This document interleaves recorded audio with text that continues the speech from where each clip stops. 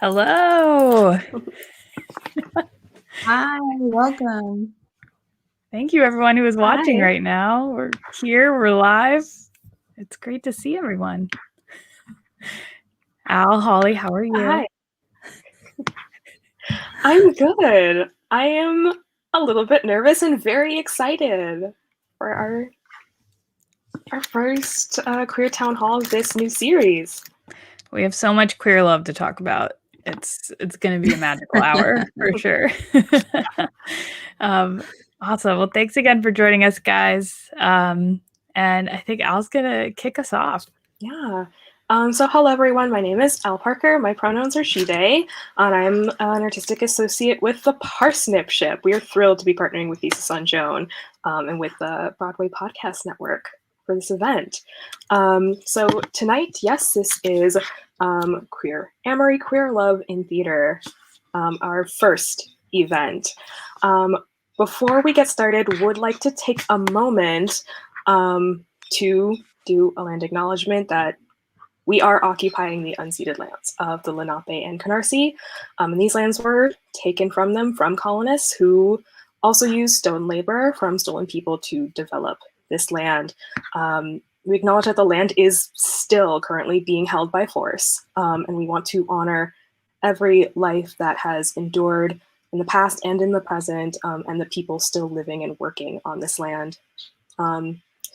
We also want to take a moment to acknowledge that land acknowledgements are sometimes a bit of a gesture more than anything, and so we invite you to take a moment to please think about the legacy of colonialism in America and what ways we are currently benefiting from continued colonization, including things like access to the technology that we are currently using at this moment. If you don't know whose land you're on, you can find out at native.land-ca. Have a link for that. Please take a moment to find out, and also please, if you can, we are New York based. The Parsnipship is based in Brooklyn. Thesis on Joan also here in New York, and please consider making a donation to the Lenape Center. They do some amazing work. They have the mission of continuing Lenape Hoking, Lenape homeland, through community and culture and the arts. So please support them if in any way you can. And now... Thank you, Al. That was perfect. Thank you so much. Hi, Megan from Thesis on Joan, she, her pronouns. Thank you guys again for being here. And we're so excited to be partnering with Parsnipship. I think we got an email from you guys in June. It's like, hey, you're cool. Let's do stuff. And I'm so glad that it led up to today. It's been a fun few months of like kind of just hanging out on Zoom. It's been great. So I just want to tell you guys a little bit more about Thesis on Joan. We're a podcast presented through the Broadway Podcast Network, all about representing queer voices on stage, backstage, mostly focused here in New York, but really looking at the industry from a queer perspective and sitting down with all the people that make up that industry. So we had just wrapped up our first season in December. Encourage you guys to go out and listen to those episodes, especially the episode with Aneesh Sheth, who is with us today. So I know you'll want to learn a lot more about her after our conversation. And I'll turn it over to Holly. Hi, I'm Holly. My pronouns are they, them. I'm a co-host of Thesis on Joan. And Megan said we just wrapped up our first season, finished up in December of 2020, and now we're planning our second season. We took a little bit of a hiatus, but we are going to be back in March. So please subscribe. There's links in the chat and in the ticker of how you can find us. We're really excited to be back and partnering with Parsnipship. And Al, did you want to talk about Parsnipship too? Yeah, so the Parsnipship is a radio play podcast series, as well as other programming we do for digital theater. We also have taken a little bit of a hiatus, a little one over the winter, but we are back. This week is our first week of spring programming. We do events like Parsnip Play Club, where we talk to a playwright about their script. We do things like this, where we showcase some amazing artists, and we also, among other things as well, we do live radio play broadcasts of our past episodes when we used to do things live back in the day. But tomorrow, for example, we have a fantastic stream of the radio play A, What the Black Girl Found, What's Searching for God by Taju Sr. We'll be doing these kinds of events all spring and continuing into the future, so please feel free to check it out. We'll have links in the chat. Awesome. And then you might have seen in our opening video, we had some Mad Lib prompts. So if you remember back in the day, this was something you maybe did with your friends, where you have a little story with words missing. And so you ask someone else to give you these words. We're going to plug it into a fun thematic story that the artists are going to share for us later, and it'll be very silly and fun. So please, in the comments, give us words, and you can keep those coming throughout the discussion until we get to that section in a little bit. So yeah, we definitely want your input. Yeah, I already saw a great one come in. It said Spunkle for a queer family name. So Spunkle is the one to beat right now. So please keep them coming. Love it. Sorry, I cut you off, Ollie. Go ahead. No, I think it's time we should bring in our guests. Yes. So first I'll introduce Jessie Rivera DeBruin is a playwright with work produced by MCC Theater, National Queer Theater, and the Parsnip Ship. They are also a member of the Parsnip Ship's inaugural Radio Roots Writers Group. We're thrilled to welcome Jessie. And then next up, we have Bunny Michael, who is a spiritual coach and multidisciplinary artist who has dedicated their work to being higher self, the manifestation of love within all humans, deconditioned by the limitations of ego identity. And then the final member of our trio is Aneesh Sheth. Miss Aneesh Sheth is a singer, actress, producer, director, writer, and transgender activist. Film and TV includes Marvel's Jessica Jones, New Amsterdam, First One In, A Kid Like Jake, High Maintenance, Difficult People, at the Public Theater, Southern Comfort, 12th Night Mobile Unit, Masculinity Max, and on Broadway, Tourism Regional, Bombay Dreams, the First National Tour, Village Theater, Bay Area Playwrights Foundation, Playground SF, and Asian American Theater Company of San Francisco.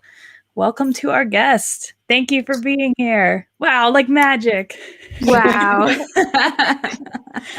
Hi.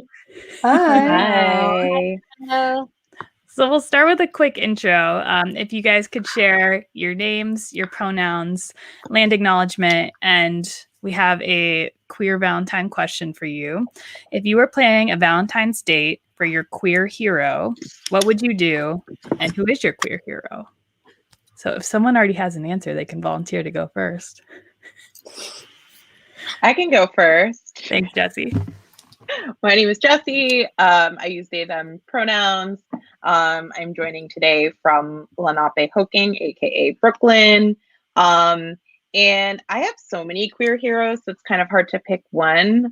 I'm going to pull off of a photo I saw today of Divine and Grace Jones at Studio 54 and say that the date that I want to set up is there's this wild hotel in the Poconos, I want to say, that has my partner told me about, that has heart-shaped beds and a hot tub in the room, and it's they're specifically set up for these what kind of a cheesy very what you would think of for a couple's getaway. So my date would be to a weekend at one of those places.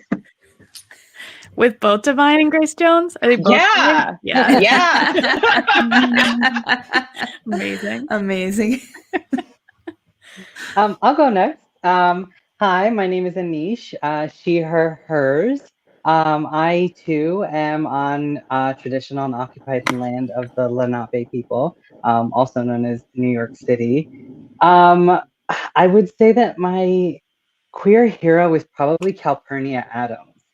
I don't know if maybe I just totally hate myself, but I think someone who was just at a time where the discussion about what transness was so different, and so much more stigmatized than it is, even today. And had a biopic made about her and her relationship with somebody. And so I remember, that was kind of the first really kind of momentous representation that I saw for someone who's trans and was also in love. And, the theme of tonight, queer AMORY. And so for me, I feel like Calpurnia is totally one of my queer heroes. And I would want to take her ice skating. Just because I feel like ice skating is really sweet and you can hold hands, and if you fall, you can just fall on each other, and I don't know. That's perfect. That's cute. I'm Bunny, and my pronouns are they, them, theirs. I'm also on occupied land of the Lenape people. And for my queer, I have a lot of queer heroes, and I was trying to think of one that was like, could be a really good date one that I think of like a good date to go on with. And so I chose Frida Kahlo. And I thought a good date would be like, we go to the beach and then we like draw each other's nude portraits. And like, you know, just really like value each other and tell each other how wonderful you are. And, you know, just really, the form is beautiful, you know, the whole thing. So yeah, that would be my queer date for Valentine's. That's an amazing way to get a portrait of yourself from Frida Kahlo. And I'm like, you know, because you're gonna want to draw me, obviously. Well, thank you. And also, she'll want me to draw her, obviously. Yeah, that makes sense. Clearly. Well, thank you so much for that. I'm going to keep the discussion part going. And when we were thinking about this event, we were thinking, you know, queer amory, queer love, and how that in the queer community, I feel like love is not just romantic. It's we value so much community and friendship and all the ways that love can manifest. So just wondering how you all experience communal love in the queer community, and how has that impacted the work you do as artists? Just I can go first, I guess. So, like, for me, love, I like to think of love as a state of awareness. And I think that, you know, specifically with queer people and queer family, you know, because we've sort of had to, from an earlier age, decondition ourselves from what, you know, heteronormity says is love. So we were kind of like forced in a very beautiful way to think about, okay, what does love mean to me beyond what I've been taught what love is? And I think that that is such a gift, because I think it also helps us to realize that love is, you know, a state of consciousness that you can choose to see within a person or anywhere you go and within yourself. And so I feel like when, you know, when I'm like online, and which I am most of the time now, and my biggest time I spend with people is on my Instagram platform. And, you know, just learning so much from queer people who are just being so authentic and so real and so public, and being so inspired by that courage that people have, that are sharing their stories and sharing who they are, and also educating people in so many ways, and doing IG lives and talking about like the history of like gender and this, blah, blah, blah, you know, and just doing this like really amazing community work. And I'm just so like, so yeah, I guess especially lately because of the pandemic, I've really just been experiencing that kind of community, and feeling like a part, and feeling like it's just so like amazed and inspired by how much people are giving of themselves in that way. Yeah, I will add to what you said, Bunny, in that same kind of communal aspect, particularly like from an industry standpoint. You know, we haven't really had any leadership or anyone really kind of guiding us through this, right? We don't even have kind of a federal art stimulus bill that's helped artists through this pandemic, and yet people are at home relying on entertainment, you know, while we're still sitting here being like, it's not worked for so long. We've had, you know, and so for me, I think the experiencing the ways that everyone has shown up for each other in this newfound way, particularly over this last year, is, you know, somebody's producing something, I'm going to tune in and watch. I'm going to donate $5 to watch this live stream to do this. And I think it's showing up for each other in the ways that we expected kind of our industry to take care of us, but we end up taking care of each other, which is, you know, like Bunny, you were saying, is like creating our own families, is learning what community means to us and breaking away from kind of this heteronormative idea that we've all grown up with and I'm sure have expected to be at some point.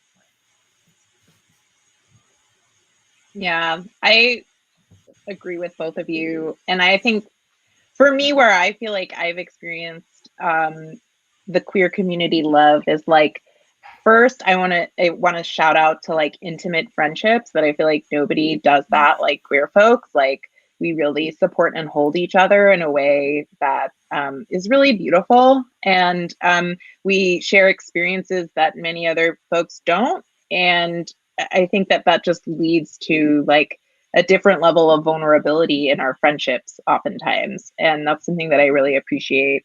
And then the other side of that is like I feel like I experience queer love with people like I don't even know by like the mirrors that we are to each other.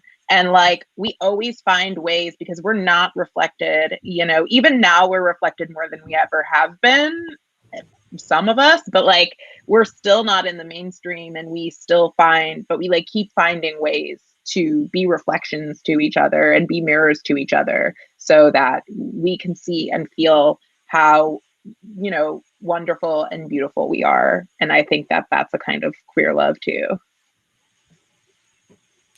That reminds me of, I think, something that Holly told me one time, where it's like queer people are like dogs going on a walk. They like see another dog and they're like, I gotta go over there. I think that person wants to be my friend, and we have to have a conversation, and we're gonna share this whole world together.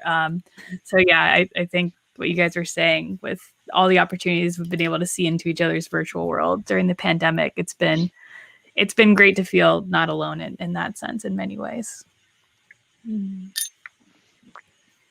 Yeah, absolutely. And that actually leads really well into our next question. We're really curious from y'all.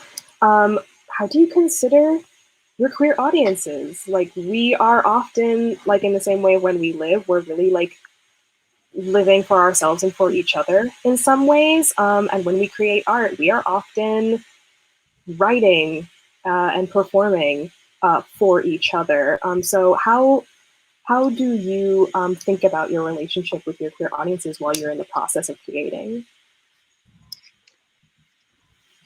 I feel like for me, representation is the biggest drive, you know, not seeing folks that are queer, trans, and South Asian really kind of in mainstream narratives, and having representate, like a lot of representation everywhere I see, you know, is still very much lacking.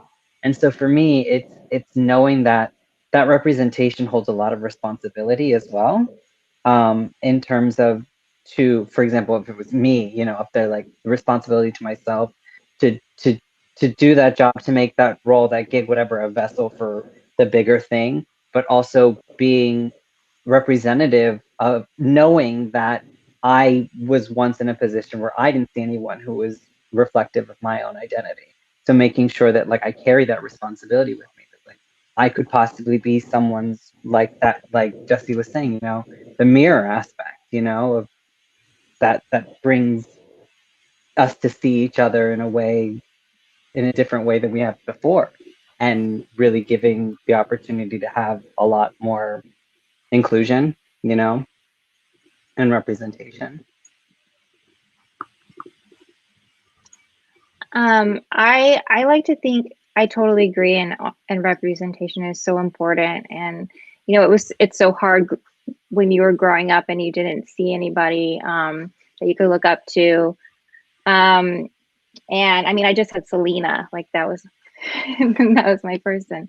And she wasn't even queer, but yeah, she was my person. And so, but when I think of, when I'm like writing characters or doing writing projects or thinking about what it is I'm trying to say, I like thinking about like the queer perspective as being like, and like thinking beyond the binary as being part of the evolution of like our own awakening of our consciousness in general, and how queer people are leading that in like this discussion of you know, dismantling like what gender really is, and how that's part of such an important conversation in general of how we decondition ourselves from these institutions that we've thought that we were taught are real, when really they're just concepts that were created by other humans, and how queer people and queer stories are not just about, like, queerness isn't just about, you know, who you're hooking up with, who you're friends with. It's like queering things to me. It's like breaking down any kind of binary, you know, whether it's like something's good or bad, whether it's like male or female, whether it's like, you know, mentally healthy, not mentally healthy, you know, and all of these like things that we've been told are the truths of who we are. And so yeah, I just like to think about how, you know, queer artists are revolutionaries in telling our stories and telling ours, but it also being like helping other people who aren't queer be like, okay, like, let me look at my life in a different way, you know, like maybe what I've been taught isn't real, not, you know, not just like about queer issues, but like, I don't know, mental health or you know, money, or, you know, whatever it is. And so like, yeah, so that's what I really like, what I like to think about when I'm writing about queerness, how it's part of this overall awakening of humanity in so many aspects. And it's such a cool part. Yeah. So my internet's been being weird because Mercury RX. So hopefully I can get through this, but if I cut out, just keep it pushing. But yeah, in terms. Oh no. Oh no. At least I got the warning. Of course. They jinxed themselves. Yeah, I think so. Oh, no. Okay. We'll get Jessie back. They'll That be was, back. thank you guys though. That was an amazing start to that conversation. The queerness never stops. Yeah. We can move on to our moment of play while we wait for Jessie. So as we were talking at the top, we have Mad Libs prepared, and these are like, I don't know if I'm allowed to say this, but like directly ripped from popular television network movies that create like a movie a week about various holidays, with just some words taken out, and then we're queering them up basically. So actually, I was going to ask Aneesh Bunny for some extra words, but it looks like, oh, Jessie's back. Yay. Let's let Jessie finish their thought. Yeah. Sorry about that. No, it's okay. No. Go for it. Yeah. Oh, I was just saying, like, I only create for queer audiences. So folks who are not queer can obviously consume anything I do, but like, it's not for them. If they dig it, cool. But like, I'm not pressed. But I think that like something that, especially this past year, has really been top of my mind is queer joy and the importance of joy. The importance of love, right? Of creating happiness and happy love stories, especially for trans folks. Like, we fucking need it. Excuse my French. And yeah, I guess, so I've been thinking of like, you know, I think obviously there are times, there's a lot of pain and catharsis that our communities need to have a space for. So I think what I try to do is when I'm bringing in something that is not coming from a space of joy. Recently, I feel like I'm trying to think of like, how is this something additive that we maybe have not seen reflected about our lived experiences? Like, how is this adding something to the conversation instead of like contributing to the same narratives of violence and pain that we keep seeing? And so, yeah, so like love, I think is so key, you know, having a really beautiful queer love story, just is like a balm for the soul.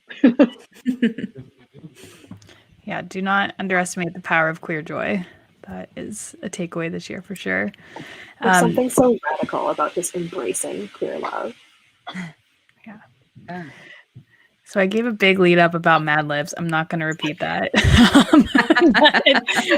What I was going to say was that the audience has done such a great job of sending in words that I have no work for you guys. I just need someone to volunteer to read the first one. There's 2. So someone gets off the hook. Oh, I'll read one. I love Mad Libs. Okay, great. Yeah. I love Mad Libs. As long as my internet stays, I'm happy to read one. Okay. I also love Mad Libs. All right, Aneesh, you're up first. And this is from a film called A Valentine's Match. So it's in the private chat. Yep. And this is with all the words filled in, right? Yep. Okay. In the case of a Valentine's match, 7 quirky moms are better than 1.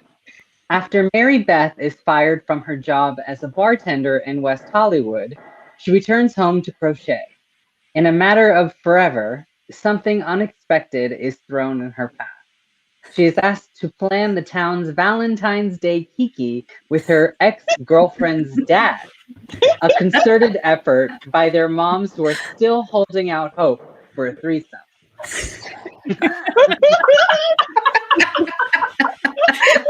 I mean, I'm ready to watch It's it. so plausible. I'm ready to watch that. Yeah, whoever said ex-girlfriend's dad, that's a great.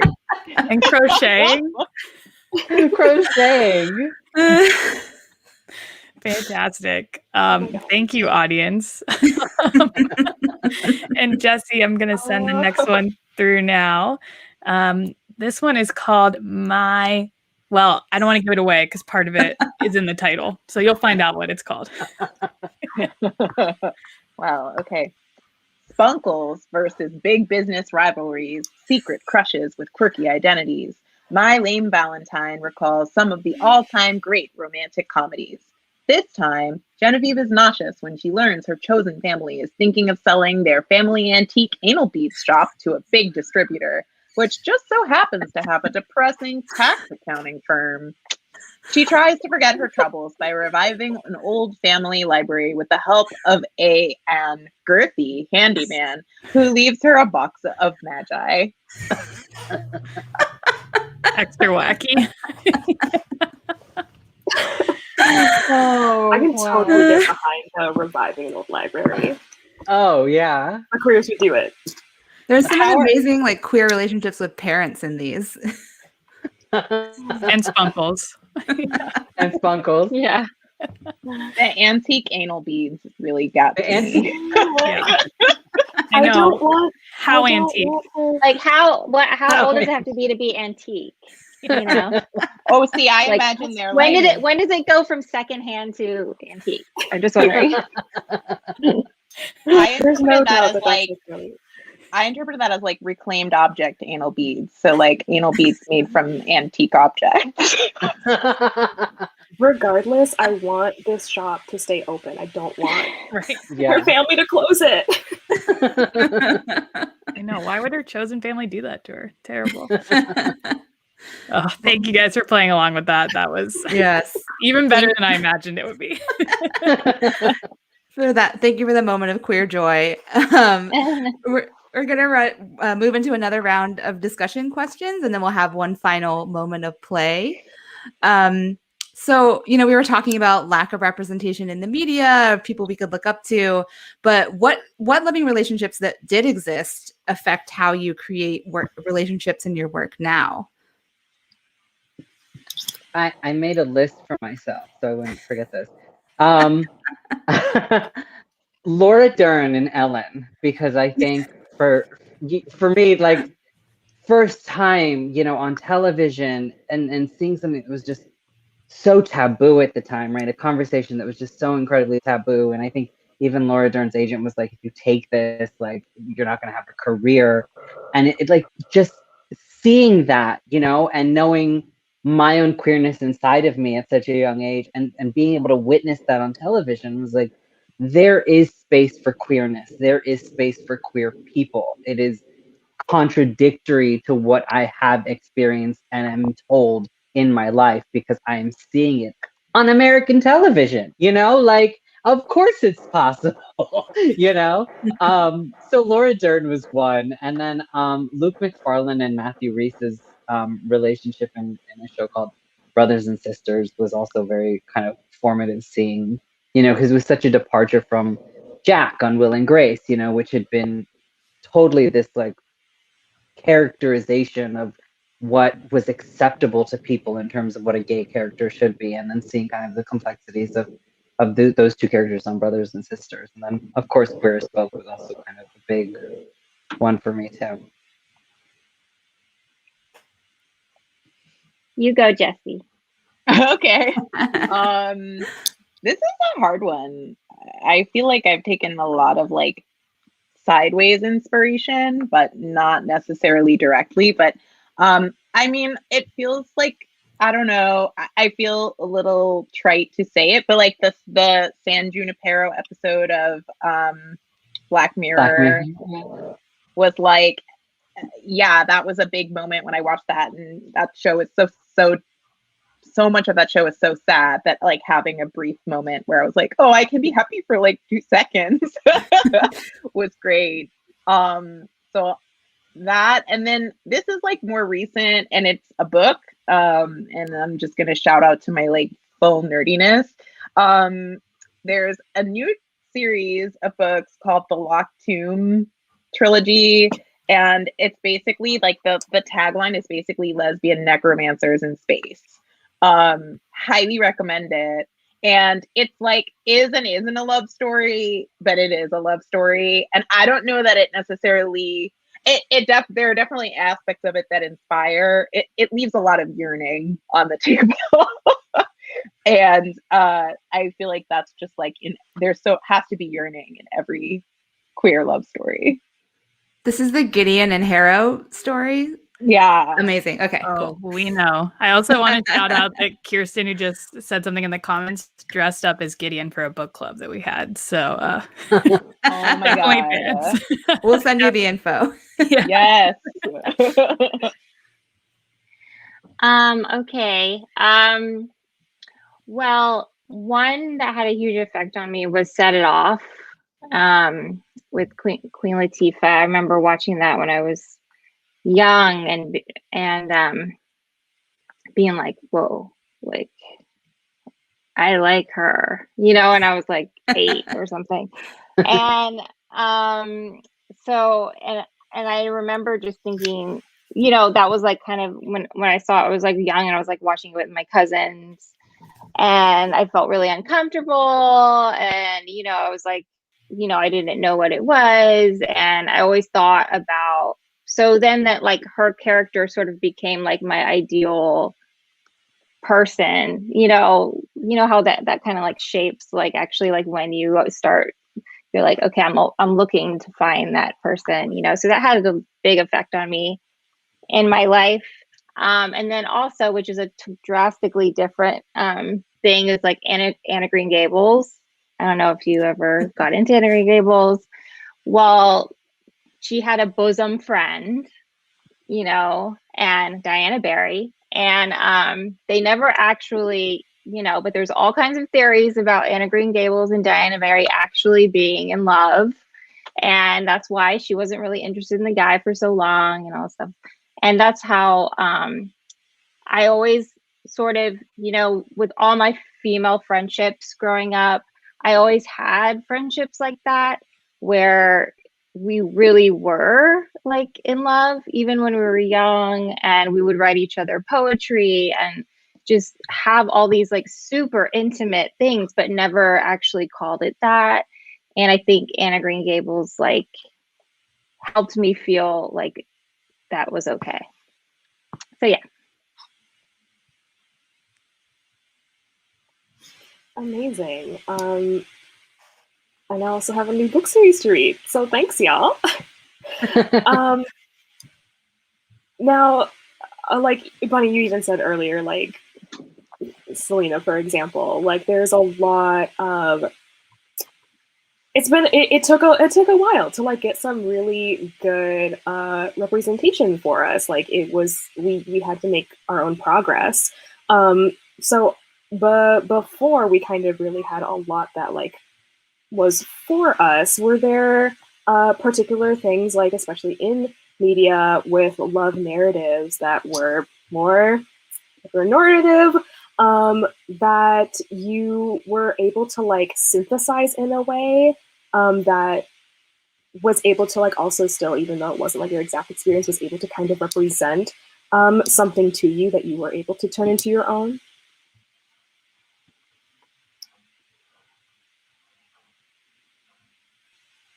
Sorry, can you repeat the question? Sorry, the answer could also just be no. There are no cis het relationships that like were important to us before we had queer representation. Basically, like a lot of like Romeo and Juliet, like was initially very straight, very het, but is something that like a lot of people, especially queer people, like have a lot of things that they can identify with. Are there any like other things in your media that you had, like when you spoke about Selena, where it's like not queer, but there was something on a different level that like connected with you? I mean, sorry, go ahead. No, go for it, Benny. I was just gonna say I did that with everything. I mean, every love relationship became like, you know, how I viewed love. So it was like, you know, everything I was hoping they, you know, like somebody would end up kissing somebody, and even if they didn't, you know, it was just like I just love love, and and especially now that I mean I don't identify as like any of that. So I mean I can see it in everything. I'm like one moment I feel like this dude over there, another moment I feel like the princess of it. I mean, it's all queer to me, and I just so I kind of just like I'll take anything. That's just I can't not, I guess. I'm on the same page with you. But the thing that like popped into my head immediately is it's the Princess Bride for me. And I feel like less so because of like their, you know, their specific dynamic, and more just because of like the band of characters that like made their love happen. Like that was something that like really was impressionable to me. And like also definitely like wanted to like both be with Dread Pirate Roberts, so that helped. Be the Dread Pirate Roberts you wish to see in the world, I guess. Yeah.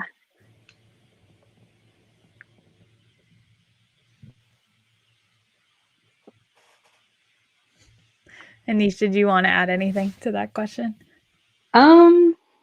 I mean, definitely, I agree with what Bunny said. It's kind of, you know, for me, it was like love was everywhere, you know, wherever I could see it. And, but you know, similarly to the Princess Bride, you know, it wasn't a queer relationship at all, but there was, a mini series of Around the World in 80 Days with Pierce Brosnan that was on television. This was like a long time ago.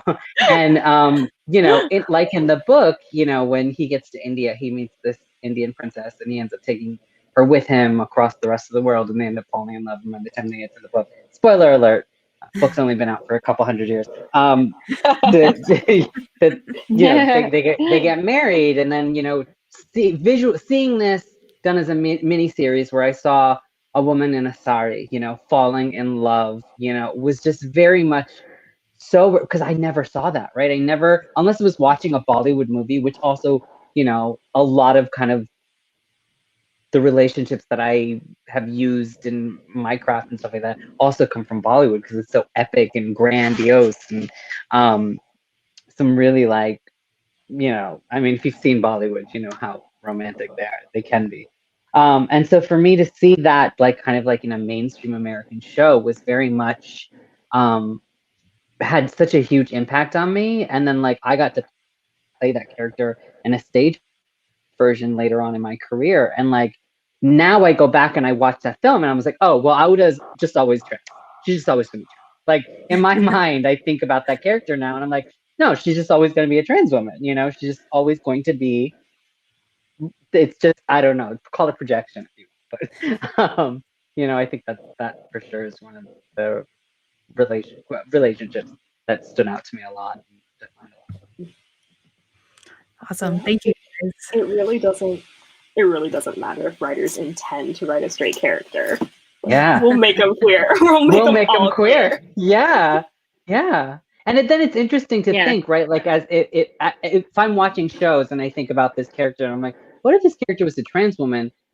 Within like the world that we're given and the stories that are being told, it really kind of, at least for me, it like deepens their whole relationship. It deepens the meaning of what their love means in the world that these people have given us, right? Like whatever TV show, movie, play, musical, whatever we're watching.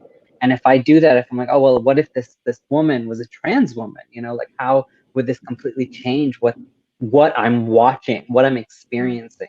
But the love that I'm watching, what does it really? It amplifies it in ways that if she was cis, it would not be there. So. I remember like being young and like being like in college and just really like going through this phase where I was like really like resentful of bad queer like characters or whatever, like where like she cheats on her wife with the guy, of course, and just all of these things. And so for a period of time I didn't want to watch, I was just like, I'm so sensitive that I'm gonna like be so like hurt or disappointed if something like that comes up in it. I didn't watch the L Word, like I didn't. Which is, well, I guess maybe that's not so crazy, but I mean, it was for like I was too worried. It made me too anxious. I was like, I don't feel like none of those people look like me and I don't like them. Like that was I was like, well, I'm just saying, I feel like I'm way more critical or something or I used to be maybe, because I still had a lot of pain about me being stereotyped and me being boxed in, that like I felt like it was just content for non-queer people, and I didn't like it, so yeah, that's why it's so great to have actual like more people writing for queer people, like just saying. So. I feel somehow less represented by the L Word. Certainly the old L Word. Yeah, I never saw it, but yeah, it's probably don't go back. Yeah, don't go back. No, I don't think I need to. My spouse was like, "You never saw it," like, yeah. And I'm like, I don't know, I never did. Yeah, you're not missing much. Yeah. Like you said, Bunny, you can always tell. This goes through for all art forms too. You can, when you're watching something, you're like, this is not created by a queer person. Right. Like it's within the first minutes. You're like, what are you doing here? Yeah. And I hope to get to the point where I don't think, I'm not like that, because it's like there's queerness everywhere. That one was bad. This one was good. Just like any other character or any other writing, I hope to get to the point where I'm not just constantly looking through that. Yeah, and hopefully there's a point where we're so, flush with queer content that we can be discerning and say, that might be your favorite thing, but it's not for me, and that's totally fine. Yeah. I will say though, like, it kind of sucks that we don't get to have trash. Like, everything has to be great, right? Because it's like we don't have enough, and it's like I don't know, like there's so much straight trash, so like I want gay trash. I do too. I want to be able to watch like an L Word and not have an anxiety attack over like I'm so mad that they made it like this. Of course they made it like that. It's just like it makes it not very fun. Yeah. I want 27 seasons of sorry, go ahead. Oh, I was just going to say, I can't wait for the day where we have like so much queer content that I don't need to also feel that way about the villain being queer coded. Like, especially like every Disney villain ever is like, well, I want them to win because clearly you're trying to say that they're queer. So that's just how it is. But I don't know, hot take, I love being the villain in some like cis straight person story. Like, I want that to just be a thing that's like, this is good, rather than I suppose I like having it. I want the straights who write it to not do that on purpose to be a bad thing. It's like, no, this is a great thing that you put into the world now. Like, Yes, my Ursula. Like, she's for me. I was gonna say Ursula is amazing. Yeah, Ursula's Best amazing. character. Best character. Yeah. Absolutely. Oh, but what were you? Yeah, about go to ahead, say? Aneesh. Oh, going back to what Jessie was saying, that's like, I wish we had trash. I want like 27 seasons of The Bachelorette where it's all just trans women. You know what I mean? Like, and not gonna lie, I want a chance to be on it, but you know, I would love to watch that kind of trash queer television. You know, Yeah. we should be able to do that too. Sit around and trash queer Yeah. TV. Yeah. I mean, like, I did watch the 90 Day Fiance when it was a queer couple. I watched that part. What There's season is a- that? I might was have to one. just check that one out. I don't know what Yeah. season. My partner watches it all the time, and it triggers me because it's like couples fighting. But when I saw it was like two femmes, I was like, okay, I'll watch. Like, I'll watch how it goes down with them, and so yeah, I did watch that trash TV. There's a season of Are You the One where they put all these like single people in a house and you have to find your soulmate where everyone's pan or bisexual. So you could be paired up with anyone. It's very queer, very trashy. I made a spreadsheet to figure it out. Yeah. Nice. Wow. I think I heard. That- Where is that? What's that on? I think it's on Netflix TV. now. I think it just came on Netflix. Oh, is it on Netflix now? Yeah. I think Yeah, that'll that's- be my Valentine's weekend activity then. That's great. This is also the perk of doing things online. I'm like making notes. your favorite queer trash TV. Yeah, I want to not only enjoy the trash, but also like not have to like feel obligated to defend the trash. Like if like non-queer person was Yeah. like, why would you like watch them? I just want to be like, admit it's trash. No, it's bad. We're all on the same Right. page. It doesn't say anything about the people involved. You know? Mm-hmm. That's my biggest hope for 2021, I guess. More queer trash. Mm-hmm. More queer joy and more queer trash. They go hand in hand. They do go Joy hand in of hand. queer trash. Yeah. Yes, yes. Amazing. So we're going to jump into our last question before we go to the final moment of play at the end. So turning to your creative work, wanted to ask you guys, is there a particular queer relationship that you've created, portrayed in your own writing, directing? And could you share a little bit more about that relationship and why it was special to you? I'd love to go first. Because there's a tie-in to everything here. So I just was part of creating a podcast series with the Parsnip Ship for MCC Theater. This is Where We Go, 6-part radio play. And Bunny was actually one of the stars in the episode that I wrote, which was a queer love story, a non-binary love story specifically that takes place in the future on the moon at a music festival. And it was so much fun for me to write that because it was so much fun for me to, it was really cathartic to like write a dating scenario outside the binary. Because I just feel like there's so much like we're still measured up against cis relationships and against hetero relationships, and so just being able to write a story that was just completely queer and like didn't need to have anyone filling any particular role was really liberating and really fun. And then working with Bunny and with Garcia, two amazing actors who just are like both brought so much character and like fun to these roles. And that was really special to me. And it's not something that I think I've seen. Like, I don't recall seeing two people, non-binary people, like in a love story. So that Your was writing really is amazing. Thank you. Also, like, you should listen to it. If nothing else, there's a song in it that Bunny sings. Oh no, and it, like, no, makes the so episode. horrible. everyone after that episode was like, I can't stop singing that song. Oh gosh. That was so much fun. That was hard. That was a hard part. But I did it. And you can find that series on theparsnipship.com on our website. We have a page for This Is Where We Go. You can, I think, also find it on our Spotify. On all of our platforms, you can find it. All of our content is free. Like, please listen to this amazing 6-part radio play. Yeah, you can and you should. Really cool.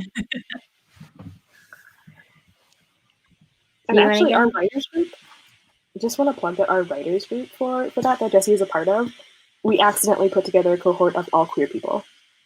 So, you know, that was an accident? It was. It was just like people, it wasn't on purpose. It was like just people, we were like, oh, this is a writer who's amazing. Let's see if like they want to like, is this a good like relationship? And it accidentally was a bunch of queer people. So it happens. It doesn't have to be something that like we have to structure with intention. Like queer people, we're all here. We're all out here. We're all making work. Yeah.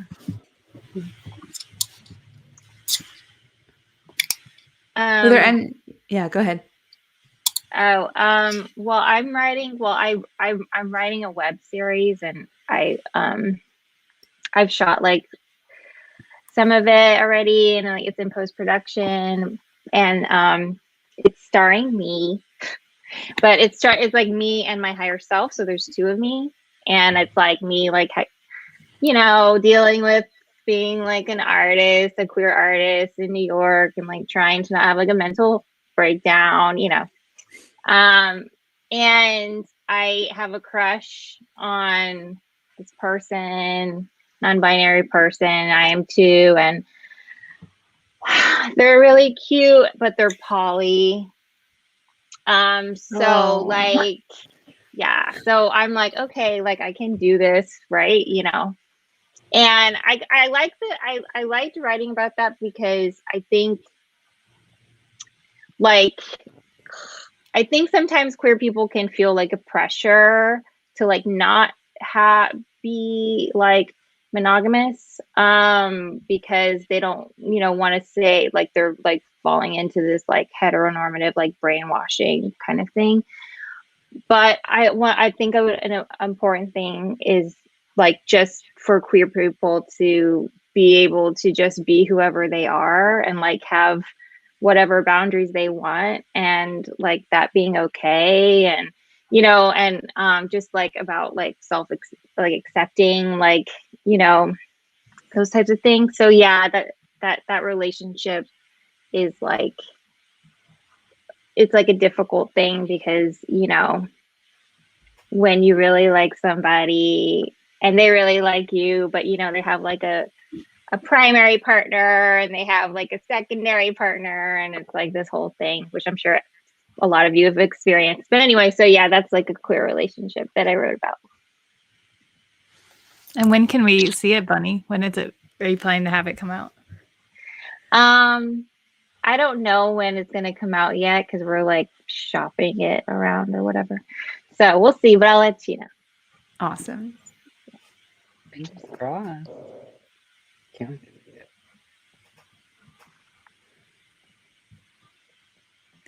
Aneesh, did you want to share something from your writing, directing, acting? Oh, I guess, you know, Southern Comfort was huge for me because it was the first time that I was playing a trans character that had any sort of kind of romantic relationship, you know. Most of the time, you know, at least what Southern Comfort was 2016. So if we're thinking about like the progression of trans visibility and kind of trans inclusion and representation, there was very, very, very little opportunity for really seeing trans love and trans joy in that way, right? And it kind of full circles what we were talking about earlier, is like this chosen family, and you know, this girl who's in love with this guy and is now part of this, like gained a whole family because of that. And that was very transformative for me to be able to play that character and to experience that on, you know, a completely different level of my craft than I had before. And I wish we could point you to where to watch that, but you'll just have to wait until it comes back one day. All right. I think we're moving to our final moment of play. Let's do it. Yes. Okay, so we have provided a list of like iconic romances, like iconic couples, and we would like our esteemed artist to pick one or a couple and like instantly queer it, like taking a more heteronormative story, as we all do and have done our entire lives, and making it queer. So let's drop that in the chat. Folks. This isn't on the list, but we were talking about Don't feel Ursula. Wait, Oh, were you going to do Ursula? well, I was, but then Al said Ursula, and I was like, "Brr." I had the same thought process, but I was like, doing it anyway. I feel like Okay, you can tell go. as many Ursula. I think there's room for many Ursula stories, though. So Yeah. Definitely. Yes. my Ursula story is like Ursula and Ariel get together, and then Eric is like their like perma like dog boy, and they have like a little throuple situation, a little like perma BDSM throuple situation where Eric is just like a footstool. Wait, do they stay on land or does Eric come underwater? Oh, Eric definitely goes underwater. They'll give him a little snorkel or something. Yeah, I like that. Now someone needs Bunny, to make what that was your- version. Yeah, what's What my was your Ursula, Ursula? Bunny? I want to know. No, it wasn't any. I mean, it was just like Ariel and Ursula like hook up. That was, and they're like, you Okay. know, realize like, you know, that they're both being like treated like really fucked up. Actually, like Ursula being shunned, like, and they're both like, man, Ariel's already like, this place sucks. Ursula's already exiled. They're like, fuck this place, and they go off. And of course, Blossom and Jetsam. You know, Yeah, there's something very queer about those two. Yes. very much so. Definitely. Yeah, Yes. talk about gay Right. villains. I feel like they have like a summer home out in the Hamptons together. You know, Yes. So, Or like like that. Fire Island. They have a Yes, Fire yes, Fire Island. yeah.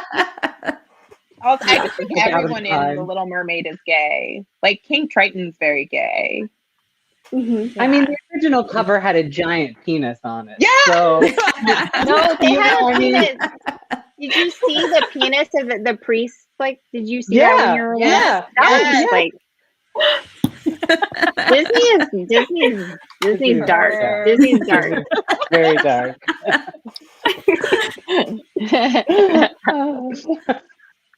Yeah. Mm-hmm.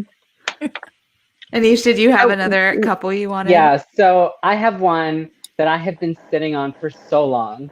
And this feels just like the perfect time to share. Okay, so those of you who are familiar with Merrily We Roll Along, I don't know if folks are familiar with that musical. Okay, so oh, that's my doggy.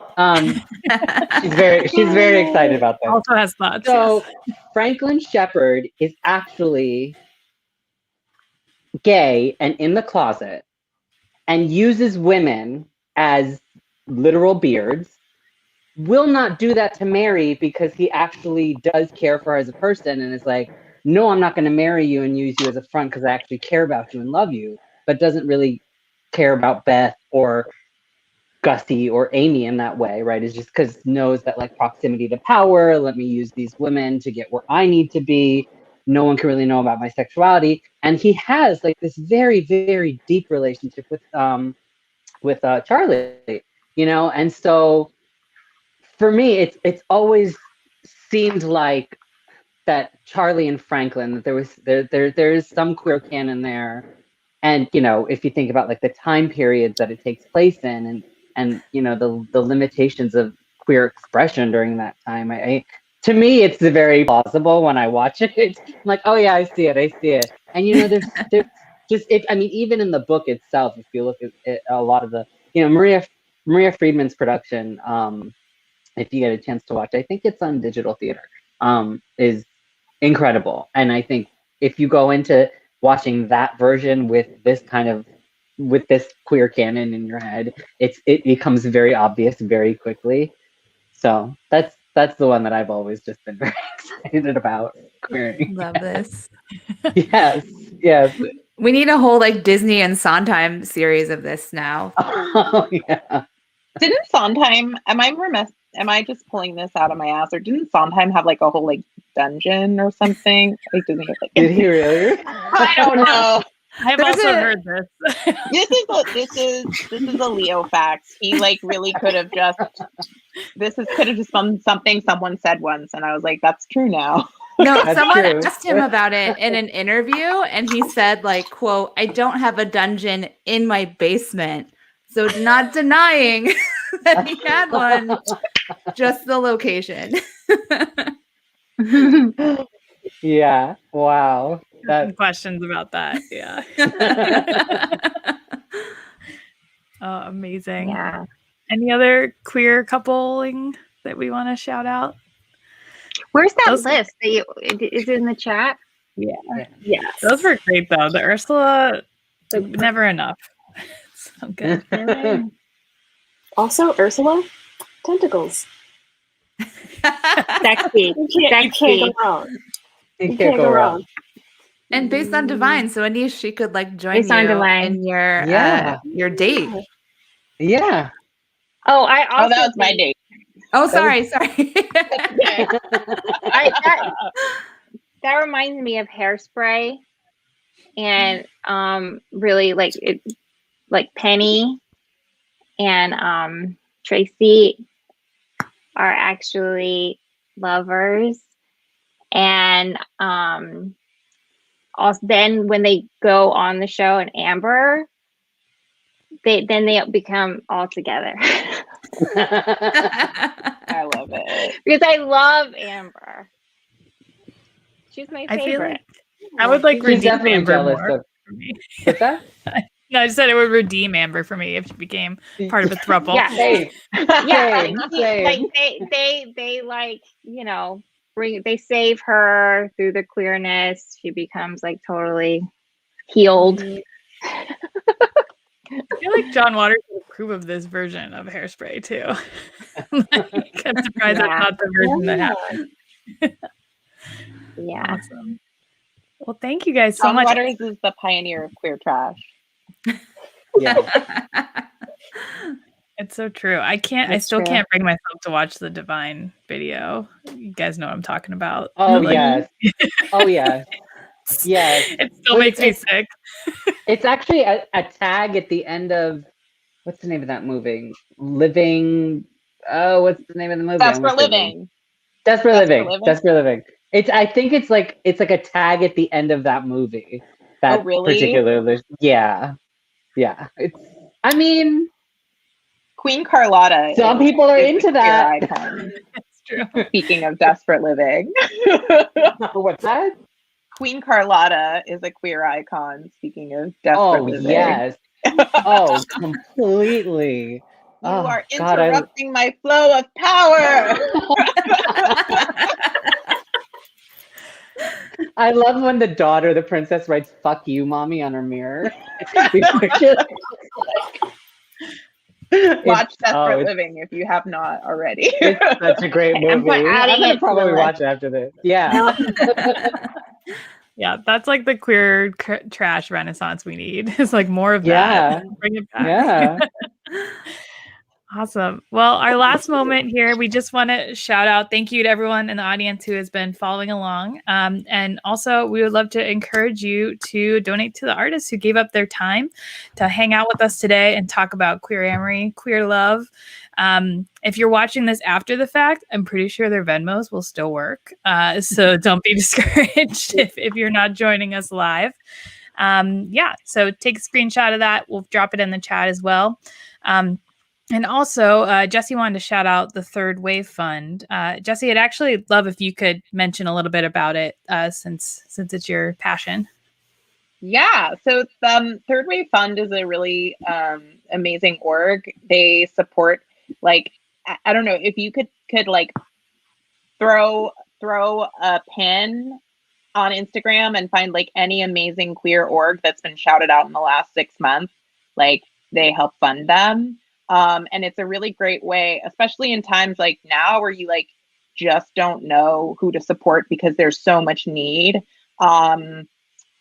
They just do such a, I feel like they do that curation. Like they have a really dope politic.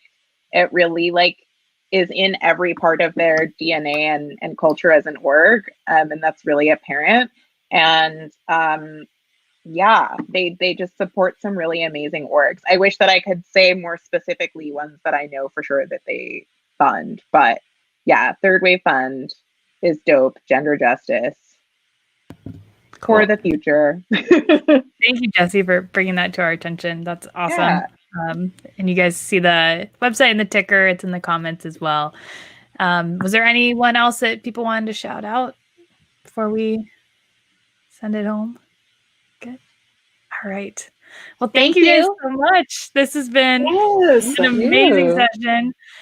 This is the best way to spend Valentine's Day week, in my opinion, with antique anal beads. Like, wouldn't have it any other way. Hashtag. Right. We should just start putting it on social media, and like, if you know, you know. See what, you know. right? Exactly. Yeah, you had to be there. Exactly. All right. Thank you guys, and we'll